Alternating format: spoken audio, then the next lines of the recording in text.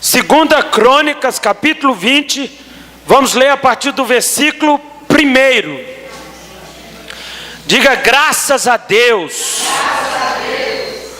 Palavra do Senhor diz: e diz: dai ouvidos todo Judá, e vós moradores de Jerusalém, e tu, ó rei Josafá, assim o Senhor vos diz: não temais, nem vos assusteis, por causa desta grande multidão, pois a peleja não é vossa, mas de Deus.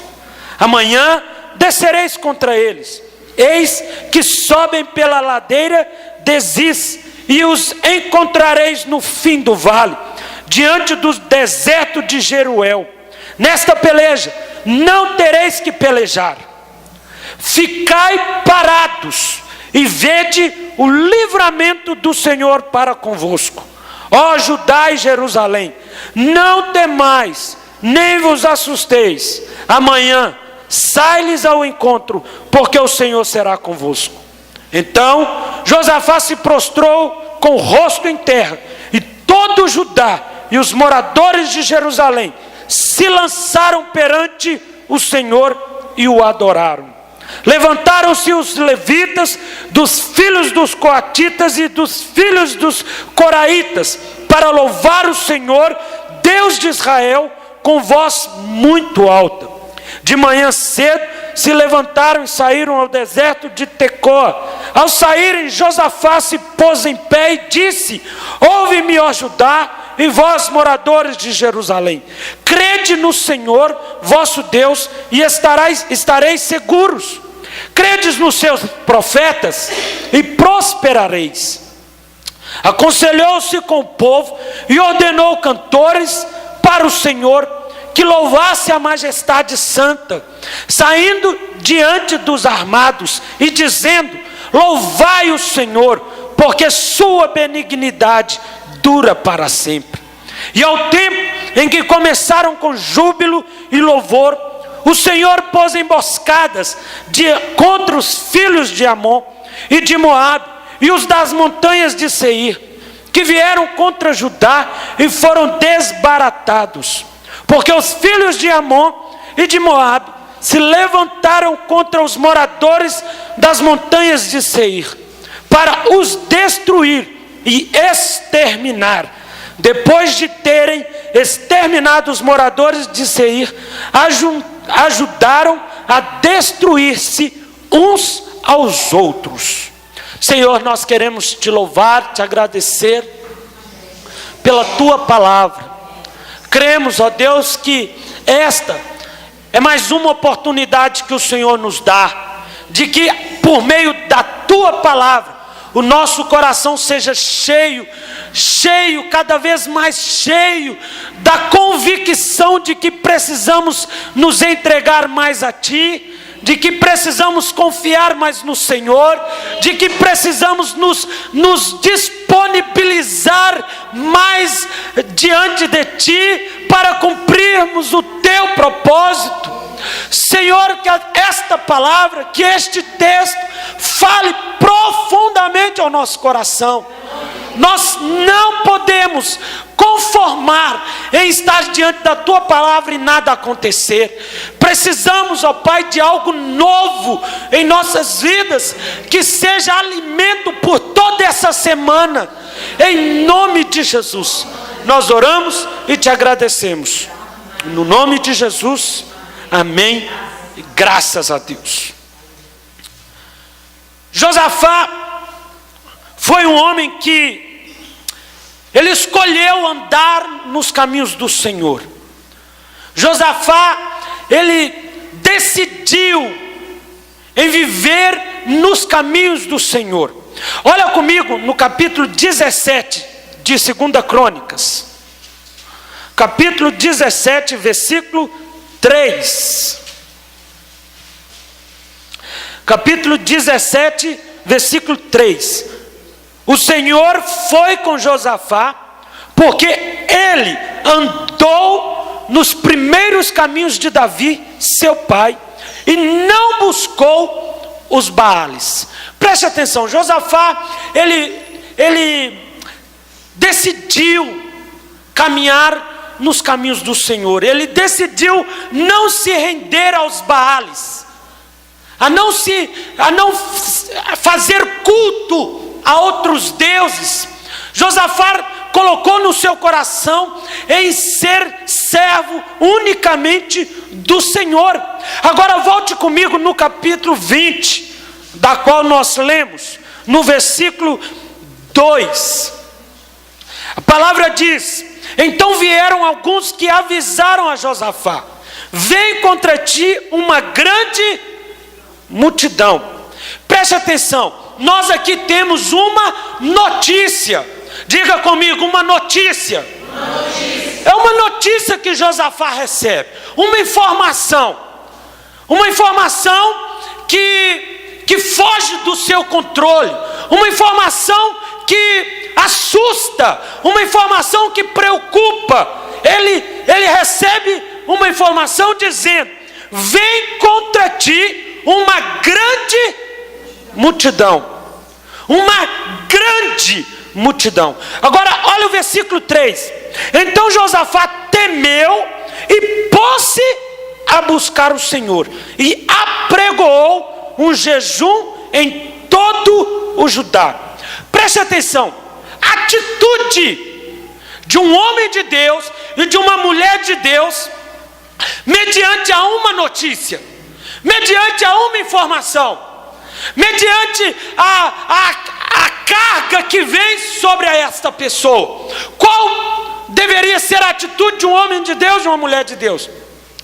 Não deveria ser outra senão em se render diante do Senhor. Versículo 3: então Josafá temeu e pôs-se a buscar o Senhor. Qual foi a atitude de Josafá? Buscar o Senhor. Diante daquela situação, diante daquela ameaça que todo Judá estava passando, Josafá não teve outra condição, não teve outra escolha, senão em se prostrar, senão em se render diante do Deus Todo-Poderoso, do Deus a qual ele escolheu servir, do Deus em que ele se relacionava, que ele se rendia constantemente. Então percebe-se que a atitude dele foi: pôs-se a buscar o Senhor. Então nós temos aqui, primeira coisa, uma notícia. Segunda coisa, nós temos a resposta mediante a notícia que recebeu. A resposta foi qual? Pôs-se a buscar o Senhor. Amém, queridos? Então há um problema, mas não é o fim. Há um problema, mas não é irreversível. Há um problema, mas existe uma grande possibilidade de que esse problema seja resolvido.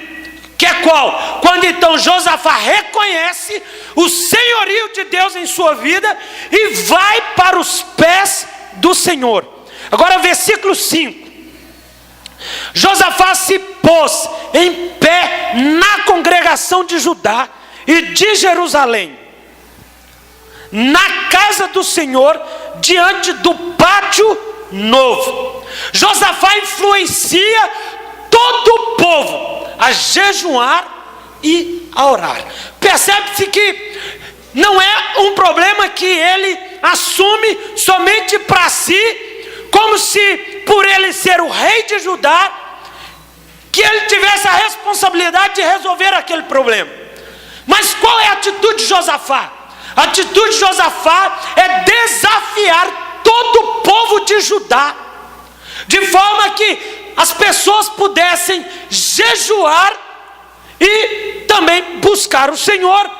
A situação é qual? Ele não só está enfrentando aquele problema diante do Senhor, mas ele influencia a todos para também estarem na mesma condição que ele, buscando o Senhor em prol da vitória diante dos inimigos que vinham contra Judá.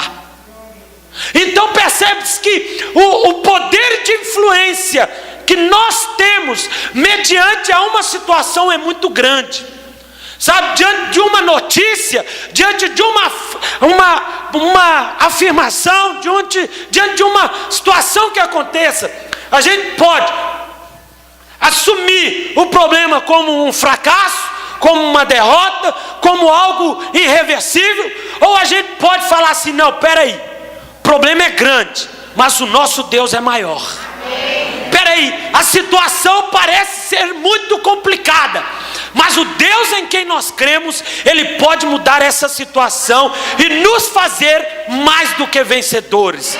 Sabe, a nossa influência faz toda a diferença. A palavra que sai da nossa boca, mediante o momento que estamos vivendo, pode tanto influenciar as pessoas para algo positivo, quanto para algo negativo. O que Josafá fez? Encheu o coração do povo de fé. Ele podia vir e dizer: olha, o problema é grande, cada um se esconde, meu filho, cada um dá um jeito de fugir, cada um dá um jeito de se virar, porque eu vou cuidar de mim, agora vocês cuidam de si. Ou ele podia dizer: olha, vamos lutar, mas já vou dizendo logo, não existe possibilidade de nós conseguirmos vencer. Eles vão invadir a cidade. Então, ou seja, qual foi a atitude real de Josafá? Gente, vamos orar. Gente, vamos pagar um preço. Gente, vamos nos render diante do Senhor, porque Ele vai nos dar a vitória. Gente, a gente não pode, nesse momento, nós não podemos ficar atemorizados, nós não podemos ficar angustiados, nós não podemos entregar os pontos. Nosso Deus, o Deus na qual nós servimos, Ele muda situações irreversíveis. Ele transforma as coisas que não são como se fosse. Ele vai nos dar vitória mediante a esta situação que nós estamos vendo. Sabe, queridos, então percebe-se que você, na sua convivência, na sua família, na sua empresa, no seu trabalho, no seu convívio social, você pode influenciar as pessoas, tanto para algo positivo, quanto para algo negativo. Você pode bater nas costas da pessoa e dizer: coitado, que Deus tenha misericórdia. Ou bater nas costas e dizer: estarei orando por você porque creio na tua vitória. Sabe, a nossa atitude muda a forma como a pessoa vai ver o problema. A nossa atitude muda a forma como toda a família vê o problema, vê a situação. Você é pai, você é mãe aqui presente, ou mesmo que você não seja pai nem mãe, mas um homem da casa, um chefe de casa, ou uma senhora da casa, como você lida com as situações, com as angústias, com as aflições? Como você passa isso para sua esposa? Como você passa isso para o seu esposo? Como você transfere isso para os seus filhos? Como você transmite a informação que você recebeu para o povo? Gente, olha, o problema é grande. Que Deus tenha misericórdia, eu não sei o que fazer. Aí começa a chorar, começa a desesperar. Ou você transmite paz, transmite confiança, transmite segurança de que não tem nada perdido, de que não tem nada de forma destrutiva nas nossas vidas, mas que está tudo sob controle, que existe paz no seu coração, que você crê no Deus em que você serve. Como nós estamos levando a informação que recebemos? Como nós estamos passando a informação que estamos recebendo? Josafá, ele reuniu o povo e disse: gente, vamos orar. Vamos orar. Vamos orar porque o Deus em quem nós cremos, Ele pode mudar essa situação. Olha, vamos no versículo 11. Versículo 11. Não nos dão a paga, vindo para lançar-nos fora da tua herança, que nos fizestes herdar. Na oração de Josafá, diante do povo, naquele clima em que eles estavam vivendo, Josafá diz: Senhor, sabe o que eles querem fazer? Eles querem tomar a herança. Eles querem nos tomar a herança que nos fizestes herdar. E qual herança era esta? A terra prometida. Então Josafá está dizendo: Senhor, mas essa terra é uma herança que recebemos de Ti. É uma herança que o Senhor nos deu. Como que o inimigo vai nos tomar esta herança? Como? Eu não creio, porque a promessa que os planos que o Senhor tem para nossas vidas vai muito além daquilo que já conquistamos. As promessas do Senhor são infinitas em nossas vidas. Então Josafá, ele mostra para o Senhor: Senhor, nós estamos pisando em algo que herdamos das mãos do Senhor. Isso aqui nós não recebemos de qualquer jeito. Agora o inimigo tem vindo. Agora a situação, ela está caminhando para que nós venhamos a ser derrotados e perder aquilo que recebemos do Senhor. Como que eu faço, Deus? Muitas vezes é isso que o inimigo tenta fazer em nossas vidas. É tomar a herança que Deus nos deu, é tomar as promessas que Ele tem para nossas vidas. Na maioria das vezes, o inimigo quer nos fazer temer acerca das promessas que Deus tem para nossas vidas. Agora, a diferença é como nós estamos vendo as coisas. A diferença é como nós recebemos a notícia e passamos ela. Deus, Ele sabe de tudo. Deus, Ele conhece tudo o que se passa por cada um de nós.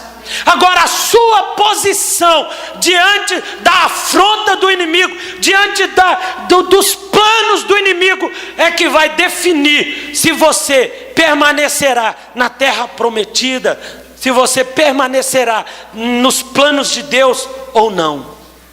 São as suas atitudes, é a forma como você lida com o problema, é que vai definir se Deus, se os planos dele na tua vida vão concretizar ou não.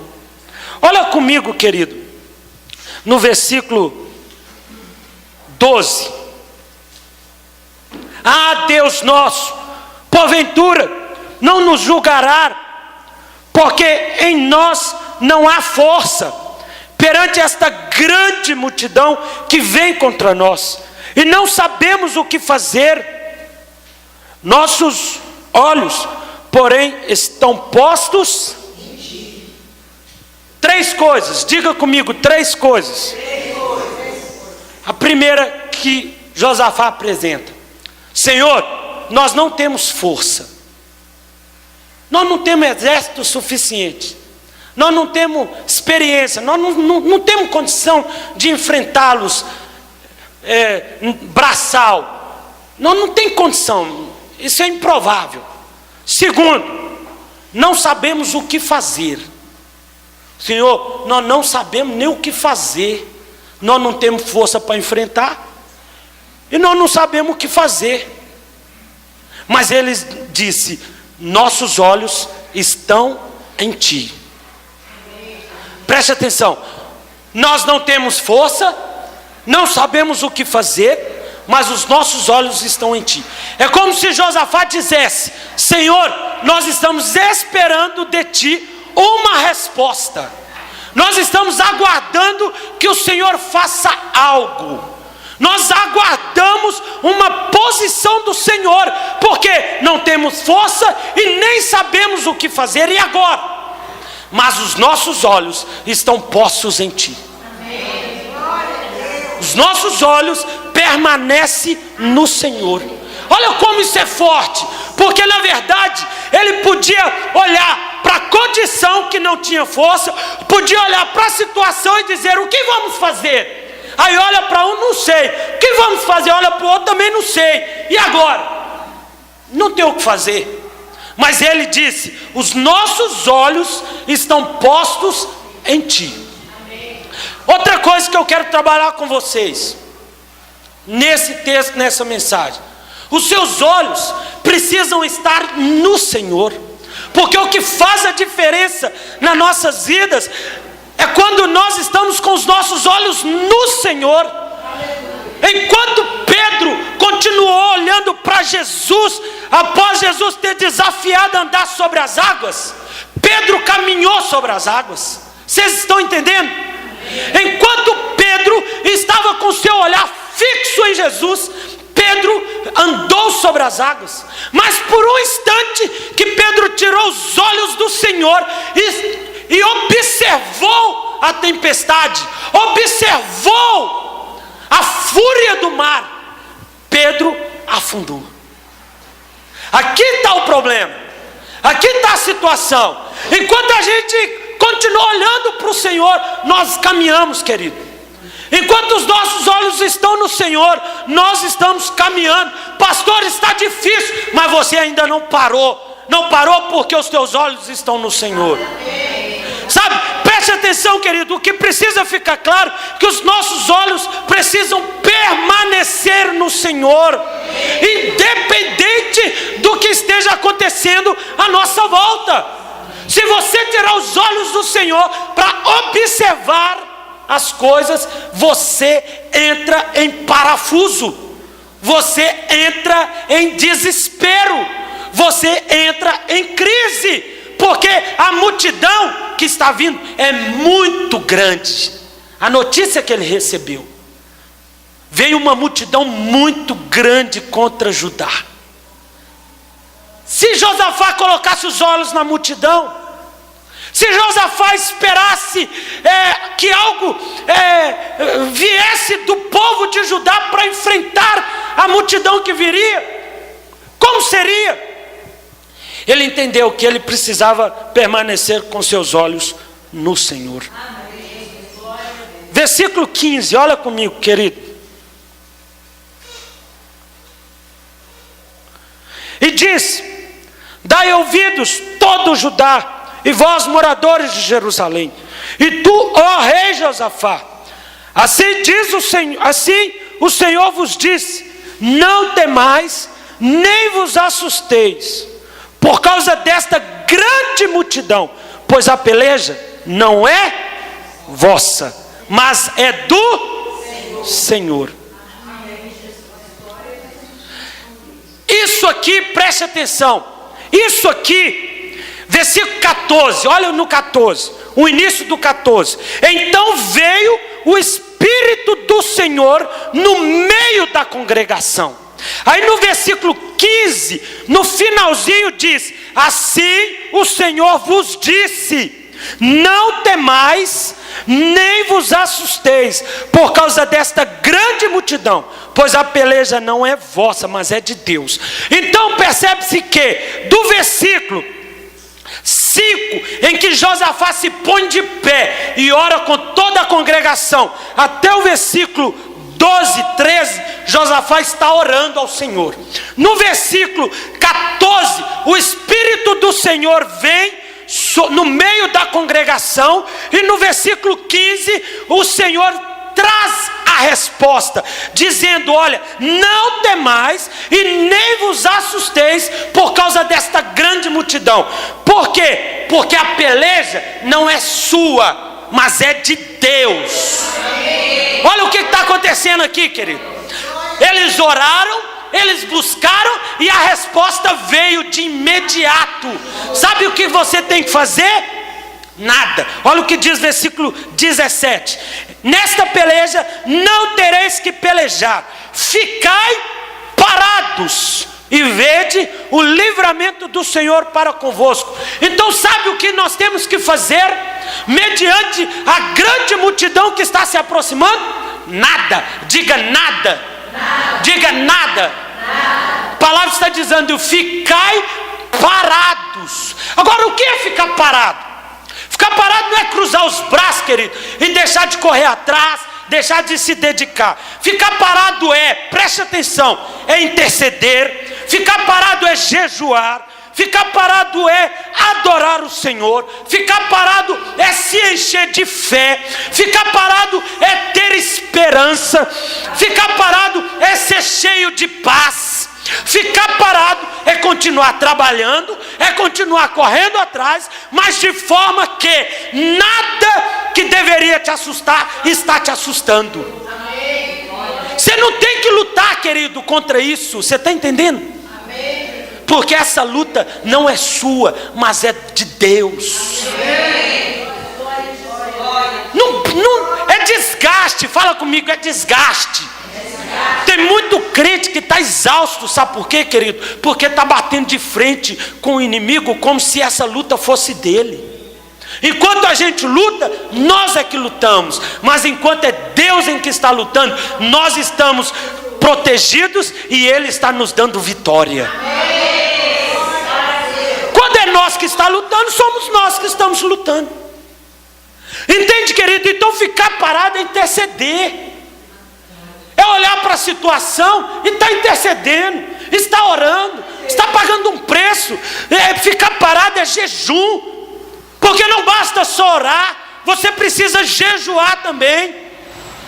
Ficar parado é você estar adorando o Senhor, porque tem gente que só ora, só clama, só chora, mas é necessário também que você aprenda a adorar o Senhor.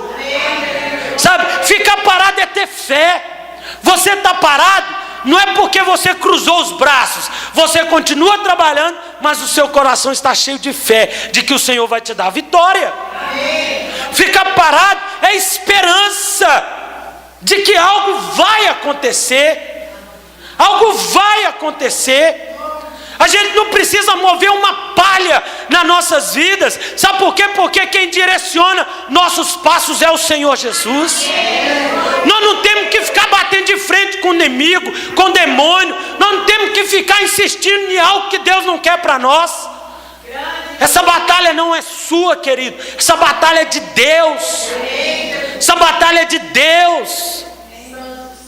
Sabe, agora eu quero que você entenda algo. Porque a batalha é de Deus, é que então nós podemos voltar naquele versículo para dizer que somos mais do que vencedores. Sabe por que somos mais do que vencedores? Porque essa batalha é de Deus, não é sua. Porque se for sua, você é um fracassado, um derrotado, um perdedor, um miserável. Mas porque essa batalha é de Deus, é que nós somos mais do que vencedores. É porque é de Deus. Então quando você estiver passando por uma situação, receber uma notícia, fala: Senhor, essa luta não é minha. Senhor, isso não é problema para eu resolver não, Senhor. Isso aí é uma situação que o Senhor vai resolver. Isso é uma situação que o Senhor vai dar vitória. Sabe, olha comigo versículo 18.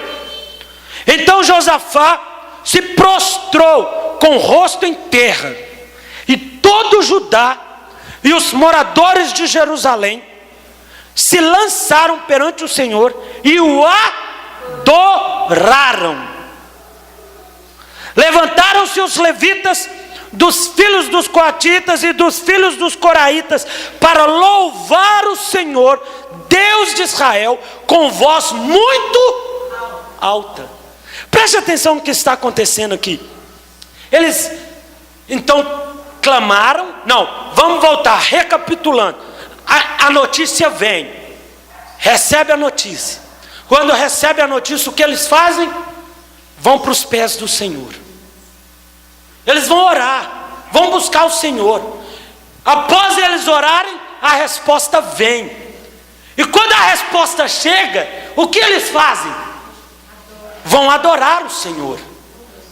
Eles vão louvar o Senhor. Eles vão bendizer o nome do Senhor. E é tão interessante que a palavra diz: com voz muito alta. Com uma voz muito alta. Olha o que diz versículo 22.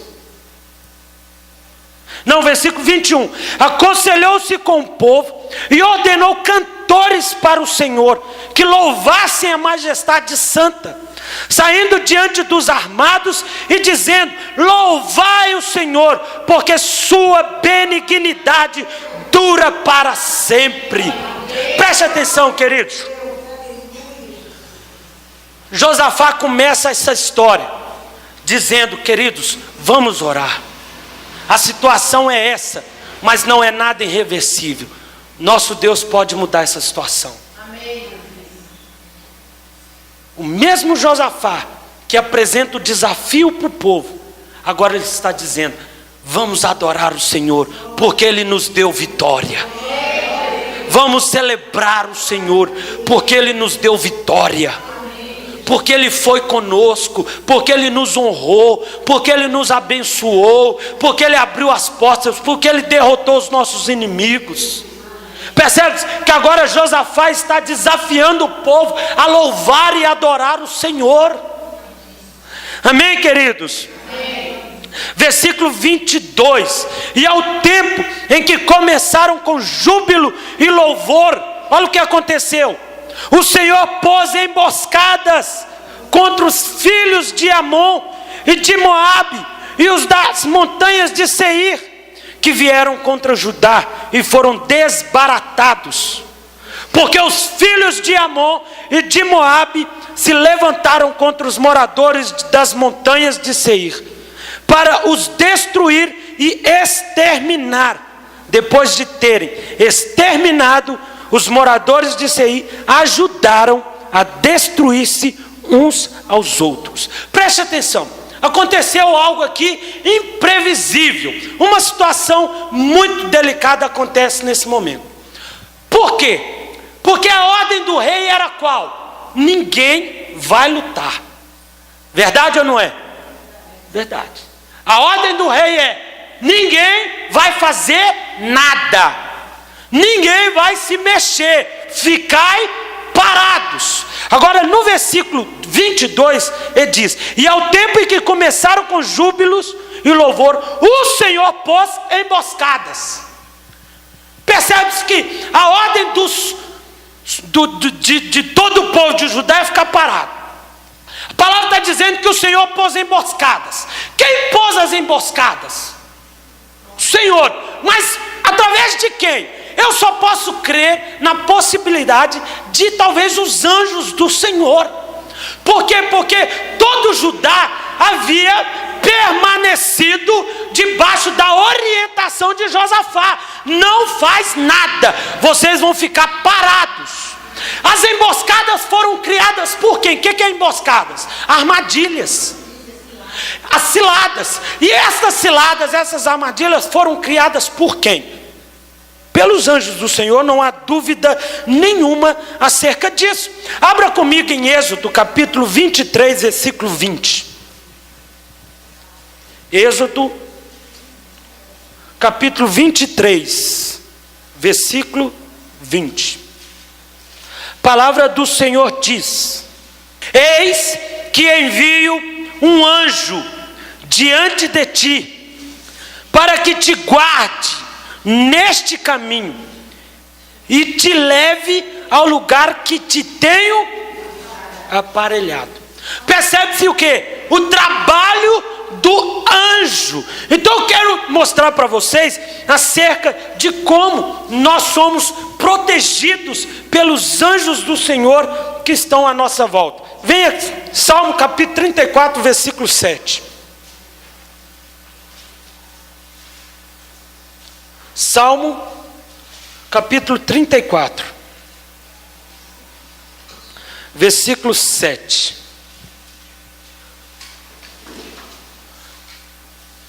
A palavra do Senhor diz: o anjo do Senhor acampa-se ao redor dos que os temem e os livra. Percebe-se então o quê? Que os anjos do Senhor estão ao nosso redor. Mas para que os anjos do Senhor estão ao nosso redor? A palavra está dizendo: para nos guardar, para nos livrar, para nos proteger. Para nos proteger. Olha comigo Salmo 91.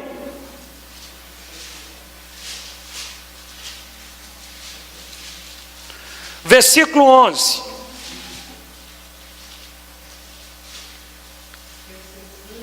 Porque aos seus anjos dará ordem a teu respeito, para que te guardarem, para te guardarem em todos os teus caminhos. A palavra diz o quê? Que aos teus anjos ele dará ordem para nos guardar em todos os nossos caminhos.